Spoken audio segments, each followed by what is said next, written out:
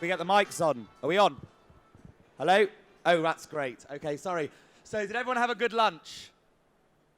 Right, we don't want any food comas in this session, so we're going to hopefully liven it up a bit. So just before we begin, Howie, can you maybe share with everyone who you are and a little bit about your role? It should be on. Take mine. Well, hi everyone, good afternoon. By way of a quick introduction, I am looking after industry development for tech, media, and telco for IMDA.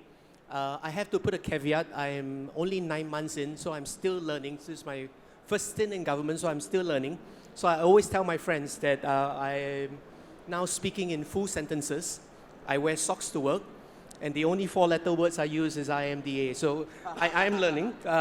But on a serious note, I think what we do is that our team is very focused on finding ways to help the industry grow, whether you're in tech, you're in telco or media, whether it's in the space of finding ways where you are able to grow your market, space where you can get talent, space where you can connect. And that's why we're proud to be able to be a partner with you on this event, because hopefully this allows a platform for companies and people to meet and to connect the dots. Great, thank you. I'm not going to ask you what those other 4 letters were, but I'm sure we'll leave it to our imagination. Antony, we said before you have been part of Microsoft since it was using dial-up. Can you maybe share with us a little bit about who you are and your role? Sure. Yeah, I think we did actually move beyond sort of papyrus and the stone slates. But yeah, I've been at Microsoft now for 18 years and had the fortune of kind of traveling across the world. So I started in Australia. I've spent time across Asia and worked also in Middle East and Africa. And in those functions, I've had pretty much a similar sort of role where I'm looking after both our legal work, but a lot of our policy and regulatory work, and also a lot of the work that we do from a corporate social responsibility perspective, and then a lot of work we've done, particularly in the media industry, actually partnering around intellectual property and intellectual property protection. So we are certainly not where we were 18 years ago, but it's a wonderful opportunity to be here today, so looking forward to the discussion. Great, and I think it's very important, we want to make these sessions as interactive as possible. We're going to, after a few minutes, we're going to go to Slido, so please make sure you post questions, any question within region. We had an event yesterday with PM Lee, someone asked him his favourite durian, so it ranges from all sides, so we'll call on some questions after. I want to start, as we're opening Convergence, with what do you see as the state of the media industry at the moment, of how we can see, is the same question for both of you, is the crossover of conversation with the whole cross-media sector. Howie, start with you, please. Well, I think what we do see is that the global media industry is obviously changing. Tech has a big part to it, digital has a big part to it. We see 4 main shifts. Shift number 1 is that there is a move to scale. Because whether it's Disney buying Fox, whether it's Discovery buying Scripps, there's been quite a fair bit of consolidation in the advertising space as well. There's a lot of move to consolidate to scale. The second trend that we see is that there's a lot of interest in Asia. Partly because Asia as a growth market is just continuing to accelerate because the percentage of unbanked and underbanked is decreasing, connectivity is going up, and affordability is getting better. So we see Asia as a primary market, but at the same time, what's interesting in the media space is that Asia is increasingly seen as a source of content, not just as a consumer of content. So one of my media partners shared is that there's only so many ways you can tell the Spider-Man story. There's so many ways you can tell the Robin Hood story.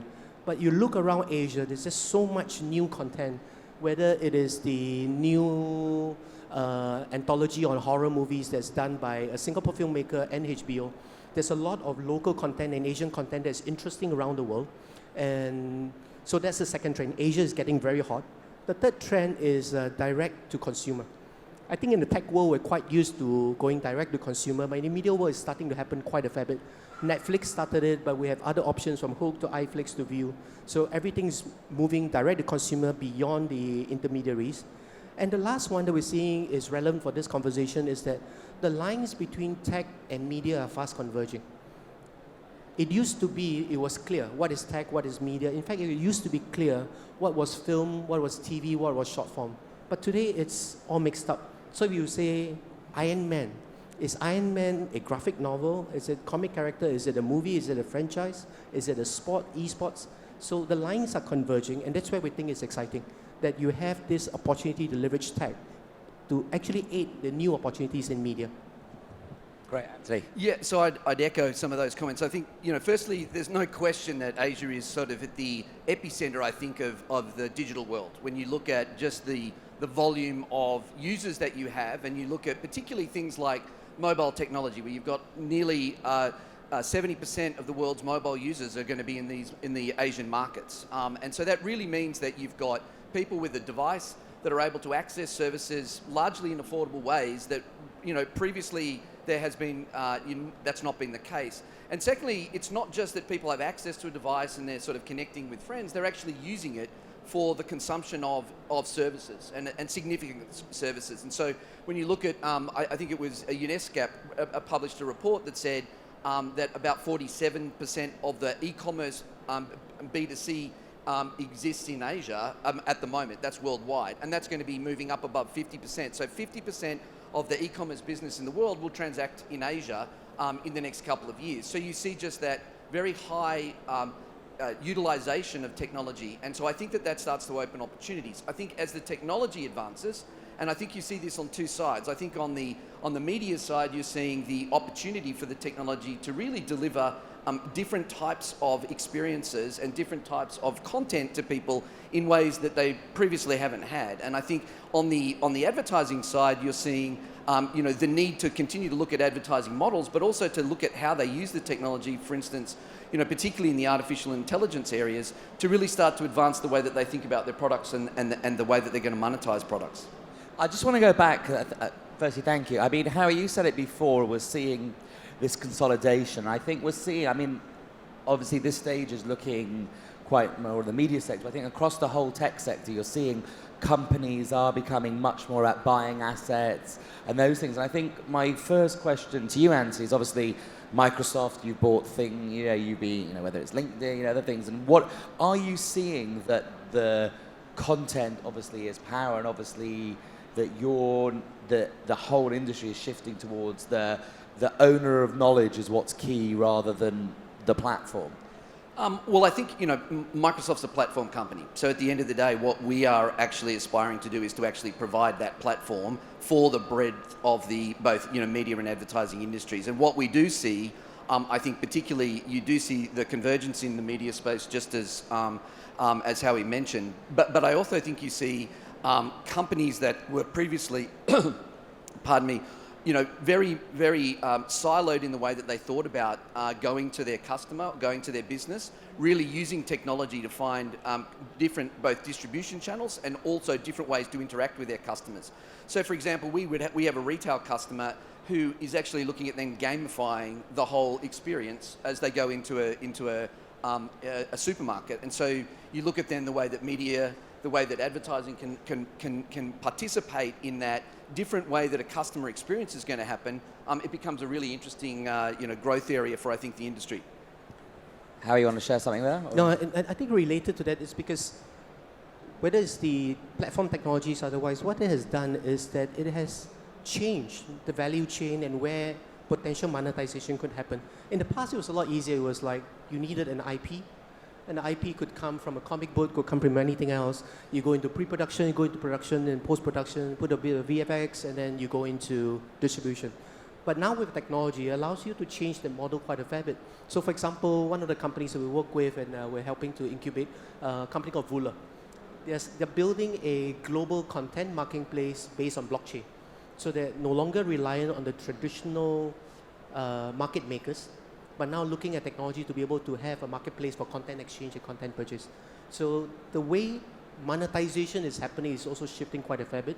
And like even the ad space, when I first started doing marketing, no one talked about DSPs and SSPs, ad exchanges and DMPs. But today you can't go into a marketing job without understanding how these work, because the way value creation is being redefined. Sorry, and I might just add, I think the other thing that is really helping the landscape in a sense is that with the platform technologies that are being made available, the ability for very small businesses to access the technology, to really think very innovatively about how they go to market and the way that they take services to market, it means that the barrier that technology used to provide of being, if we don't have lots of money, we won't be able to access technology, that barrier is being brought down significantly, which leads to, I think, innovation at much faster and lower levels. Well, that's ultimately, I mean, one of Microsoft's biggest strengths you've always had is that ability, the whole platform and connecting in. I wanted to jump, you said before, obviously, because obviously we're here, Singapore, Asia, the whole area. Do you think like the film Crazy Rich Asians helped spear the whole growth? Because, I've been hearing they're thinking of turning into a franchise, making more films. Have you seen the film sector? Because obviously there is a large Asian film, whether it's Kate, I know we're going to hear later, I think tomorrow, from the whole Korean film industry, Chinese, Japanese, Hong Kong. Are you seeing that from the West interest in the whole Asia side? We see a couple of things. I think there is on the overall industry level, all of us are consuming more media and entertainment than ever before. In the past, perhaps you went home at night and you watched the TV. On the weekends, you went to the movies. But today, every other moment, you are accessing media, accessing entertainment. We were just semi-joking that with the variety of exciting news we're getting nowadays, that sometimes the news feels like entertainment because there's horror, there's drama, and all that stuff. But that aside, the media consumption is going up, greater interest in Asian media. And Singapore, I think we're kind of unique in that while the domestic market is small, in this small little island, we have a nice combination of East and West, tech and media. So in this room, you probably find global companies, Western companies, Asian companies, from both tech and media. And this becomes a nice place to say, where are the opportunities for you to connect the dots? Where are the opportunities for you to create new innovation, new pilots, new projects, new collaboration? So from an IMDA perspective, our view is trying to position Singapore as a place where you can think about Asia, a place where you can think about doing some projects, some co-productions, as well as potentially thinking about projects that will use Singapore as a starting base before going to the rest of Asia. What I would just add, I think that there's the shift, I would say, is that there's a confidence in thinking about the content that's being created in Asia for broader than domestic consumption. So I think you've seen like the Indian Bollywood industry, you've seen the Chinese content industry, the Japanese content industry, the Korean content industry, all very, very strong over time. But I think what we're seeing increasingly is the confidence of the companies in those economies to expand and use their content across Asia much more broadly, notwithstanding language issues. And so things like some of the largest gaming companies in the world are based in Korea now. And so you really see this, I think, cross-border flow of content that perhaps was less than it was in the past. So if I could jump in, since you mentioned Bollywood, there's a new skill that all of us have learned. We may not have noticed it, but we have learned a new skill, which is being able to read subtitles well. I was just about to say that what I love is on Netflix. I know we all love Netflix and chill, but what I love is that you see some of these, like I've watched some Malay, on Netflix there was this Malay like commando drama, like never would I ever watch something like that, but then it comes up and the dubbing of some of these things is great. And that has somehow allowed content to be a lot more widely consumed. Of course, yeah. I binged Sacred Games on Netflix for 3 nights, it's in Hindi. Wonderful drama series, and my wife was wondering, what am I watching every night in Hindi? Later I realized that there was an option to change it to English. I didn't realize. Yeah, that's the trouble. I've had that before. You're reading the subtitles and your eyes are like, oh, I can just press the dub. Yeah. So what's your Netflix? We thought, right, guys, there's a 2-minute warning. We're about to ask some Slido questions, so get them all in. What's your favorite Netflix thing you're watching at the moment? Right now, Sacred Games. Sacred Games. Oh, there's a few spy series I've been watching. Which ones? There was one called, now I can't remember the name of it. Who likes Sacred Games? Who watched it? No? Yes? They're smiling, right, very good. It's a bit violent, but that's why it's nice. Any of you watched The Crown? Any of you like The Crown? Right, a little heads up. Tomorrow we've got Prince Andrew, one of the Queen's son, the Duke of York's coming tomorrow around the exhibition. So you can, he was here last year, so he'll be again. So, yeah, not fully allowed to announce that he's coming, but he's coming tomorrow about 10 o'clock. Right, can we see any questions on Slido, please? Right, I need to read. What do we have? Okay. Okay, anonymous. Who here is anonymous? Put your hand up. Right. Do you believe that the digital and social media market is flooded? Any of you want to... Go on, Antony, jump in there. Yeah, what I would say is I think that the digital media, social media market is rapidly evolving. And I think that what you see is it flooded or not? I think you're seeing the level of innovation and differentiation that we're starting to see in all types of services, whether they're platform or whether they're very niche services. And so what you see is that there's a plethora of choice. Now, does that mean in the next 2 to 3 to 4 years you start to see some consolidation? I suspect you do. But I think that there's a lot of experimentation going on because of the ease of access to some of the technology, because of the nature of the ideas that are being promulgated. And so I think that's what you're seeing at the moment. So not so much a flood, but a lot of experimentation. I think it's the same across most industries. I used to work in the PC industry. And as with every industry, whether it's PC, smartphones, OTT, or social media, you will see an initial bloom of 1,000 flowers because there's just so much excitement.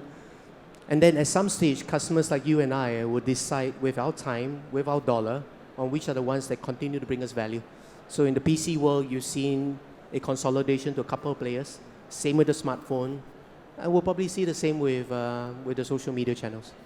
Nice, and I think there's the next one I want to direct to you. Someone asked, should media and entertainment specialists learn how to code? Obviously, knowledge and education. I want to twist the question a bit, saying, someone asked, should anybody working in media learn how to code? So then it will kickstart their understanding. I mean, in our view, what's your view on how important it is to code? And then maybe from your IMDA hat on, asking about how tech skills and that area fits in. I think the view we have is that tech used to be a vertical industry. It's become horizontal. Correct. So whether you're in retail, you're in advertising, pharmaceutical, farming, oil and gas, there's tech everywhere. I think Microsoft is involved in every other industry. So with that as a basis, what we do find as well is that jobs today, and almost with certainty jobs tomorrow, with an elements of tech, we'll definitely have. So the emphasis that we have in Singapore in trying to encourage people to understand coding is not about coding. It's understanding computational thinking. Understand how technology works as a foundation, but potentially problem solving as well. So it's not about, and some folks continue to be great at coding and programmers and hopefully become A, B, C, D, E. But we're looking at being able to build a tech-capable society at all levels. Not just as a user, but potentially as a way of being more productive in the industries. Great, and I want to jump in here. Obviously, we heard today from the Minister looking at 5G and all these other big infrastructure plays, AI, big data, VR. What's your view on those, and how is, obviously with all these great platforms, do you see the bridge with industry in those areas? What's that going? So I think, on the 5G side, I think the parts that I think we see that are the most interesting in the context of sort of media and entertainment is, I think what we're going to see is a couple of things. Firstly, I think you'll see, in essence, gaming and cloud-based gaming is going to fundamentally change. With the speeds that we have available and then the impact that'll have on really eliminating or lowering significantly lag time that is really important for the way that then people can play games and the complexity of the games that they can play. So I think that that's going to really, really lead to a new evolution of the way that gaming evolves online. The other part that I think we'll see that technology like 5G really enables is the movement into completely different scenarios for entertainment and media based on things like augmented reality, mixed reality, virtual reality scenarios. And so I do think that you'll start to see the ability to deliver completely new experiences to people, and the technology in that sense will enable it.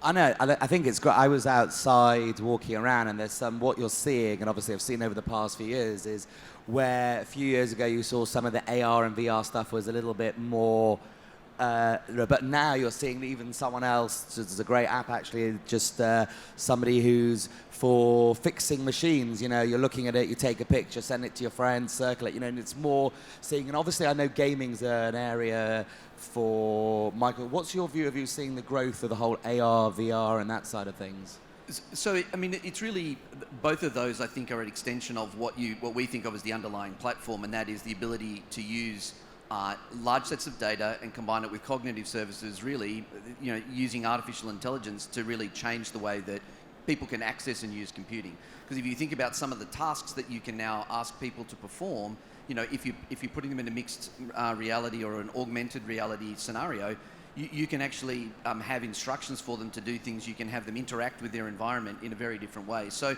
what we see is that artificial intelligence is really the driver behind some of those, and then the technology that will come from the hardware is really where you'll start to see some advances. Great. And Howie, can you maybe share with us, obviously 5G announcements the past few days, can you maybe share with us a little bit more on that from IMDA's view and that side? Sure. And really, and also really understanding your vision of where you see, you know, if we're sitting here next year, what would you like to have seen happen, and where do you see the next few year plan with it? Okay, maybe we'll start with the end in mind. The end in mind of what we're trying to do is that how does Singapore be a place where the most successful, commercializable, and sustainable use cases for 5G can be started, built, and potentially exported? Why is that the case? Because 5G has been a buzzword for a good number of years. I used to work in a telco. Everyone talks about 5G for the longest time. The only difference in the conference now is that in the previous year, it will be like 5G's coming, 5G's coming. In this year's conference at MWC, everyone is saying 5G is now. But the biggest question that every other enterprise is asking, yes, I get great speed, yes, I get fantastic lower latency, but how do I monetize it? How do I create value that I'm able to monetize? Anything that you cannot create a value to solve a job to be done is a problem. Anything that you have a job to be done that can be solved but cannot be monetizable is also a problem, because it means it's not sustainable. So you remember the days of curved TV screens. Really nice technology, but really hard to build the incremental monetization. I would argue 4K as well, because it costs more to produce 4K, because your pimples will show up more. But would you pay an extra $1 for 4K content? Maybe yes, maybe no. So our view is that what we announced today is a $40 million fund to help companies start pilots in a couple of areas, in Industry 4.0, in maritime, in government services, as well as in consumer applications, as well as, I think there was one more. And this is to create a platform where companies can use Singapore to pilot, create a success use case that hopefully become commercializable and then exportable. That's really interesting. I mean, I've just seen an interesting thing popped up on the screen from Slido that's saying, do you see Facebook, Microsoft, Google replacing the broadcastings with 5G? Do you think that 5G is going to be that big shift forward, and that obviously platforms can really take over? Well, I think from Microsoft perspective, I'd say, I mean, we're not really focused on content. Yeah. And so, you know, we're really about the platform. And so, no, I would say we'd be much more interested in doing what I think we do best, and that is we enable digital and media companies to be successful digital media companies using the technology platform. Are other companies which are more content focused going to look at expanding their portfolios? I think so, but it also comes back to what they're good at. You know, and I think we shouldn't underestimate media companies are obviously very good at being media companies. So I do think that we'll see some interest, but from our perspective, we're much more interested in enabling all that. Fine. All right. So I'm going to rephrase a bit more. Obviously, those content-rich companies, like you know, whether it's Facebook, whether you know, do you see? Maybe let's shift the other way. Broadcasting and the changing of broadcasting. How do you see that? The content consumption is changing because accessibility of content is improving. Yeah. So I met with a company recently, and it says the biggest promise for him in the 5G world is that every other device, every other screen will become hyper-connected with high speed. So in the future, even your watch screen could be a source of entertainment, not just time and heartbeat data.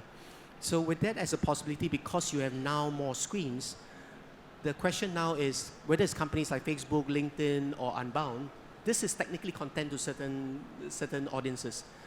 those content can be made ubiquitously available to almost every platform, every other customer. Then the question becomes, are you able to get a stage where you are able to monetize so you can sustain it? So it is changing rapidly. For those of you who watch EPL, you may have read the news that in UK, you can now watch EPL on Amazon Prime as well, because Amazon has bought.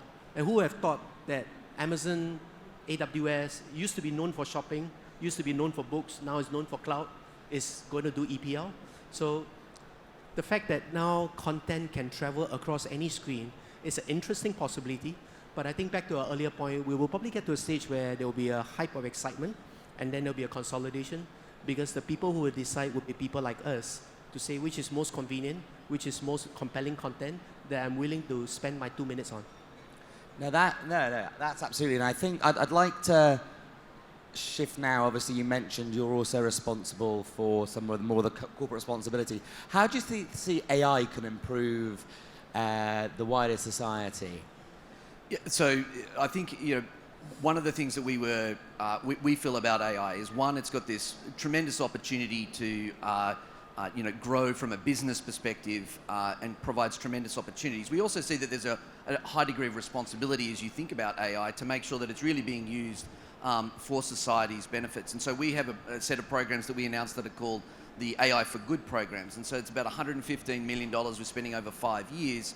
And they're really to provide seed money for people that are exploring the use of AI in 3 particular areas. One of them is we have AI for Earth, which is looking at AI projects that then look around environmental sustainability and agriculture. You've got AI for accessibility, which again looks at AI for how we include more people in the way in which they can use the technology.